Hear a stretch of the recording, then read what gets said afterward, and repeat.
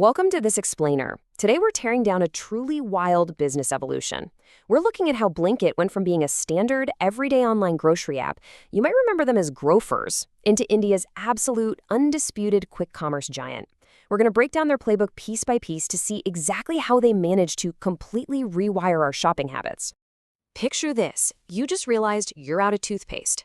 Or maybe it's 10 p.m., you desperately need milk for the morning. Or you're out of birthday candles right as the party is kicking off. We've all been there, right? It's that highly specific, highly annoying, everyday emergency. Well, that exact point of friction, that is exactly where this brand's massive success begins. They realized they weren't actually competing for your big weekly bulk grocery run. No, they were competing to solve your localized, immediate panic. And that realization sparked a massive mindset shift for the consumer. If I need it now, I'll order it from Blinkit. It's a total paradigm shift in retail. The company figured out they were no longer just selling fresh fruit or phone chargers. They were literally selling peace of mind. When your main product is speed, the actual items in the cart, they're almost secondary to the pure relief you're providing. Let's get into it. Section 1, from groceries to instant convenience. Think about traditional e-commerce. For the last 20 years, it's been a relentless battle over two things: infinite inventory and rock-bottom prices. But Blinkit completely flipped the script. They decided to compete almost entirely on saving you time. They aren't trying to be the absolute cheapest option out there. Instead of burning cash on massive discounts, they use dynamic offers and free delivery thresholds. They're selling reliability. They're selling the ability to make your problem vanish in 10 minutes flat. Now, to pull that off, you can't be everything to everyone. Rather than trying to blanket the entire Indian market, they got laser-focused. Their target? Time-starved urban professionals, dual-income households, and digital-first Gen Z folks living in super high-density metro areas. Crucially, these are people who are explicitly willing to pay a premium just for convenience. By strictly targeting this group, they basically became the modern digital corner store. Section 2, the hyper-local advantage. Okay, so how on earth do they actually pull off these logistical miracles? How do you guarantee that kind of speed? Well, the secret sauce is the dark store network. Instead of using those massive, centralized warehouses way out on the outskirts of town that take hours to dispatch anything, they built a dense web of localized fulfillment centers right in your neighborhood. It's an intensely data-driven approach where the inventory sitting on the shelves is tailored directly to the immediate demands of the people living just a few streets over. This gives them an insane local hyperlocal edge. They aren't just pushing the exact same catalog across the whole country. They stock entirely different products based on regional weather, local buying behaviors, and cultural habits.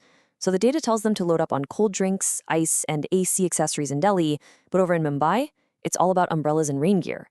Down in Bangalore, premium coffee and gourmet food. It's a stunning level of personalization, effectively running thousands of completely unique, neighborhood-specific stores all under a single app. Section 3, marketing everyday emergencies. When it comes to getting your attention, they ditch the overt, pushy sales tactics. Instead, they're absolute masters of moment marketing. They tap into whatever is happening in the culture right now.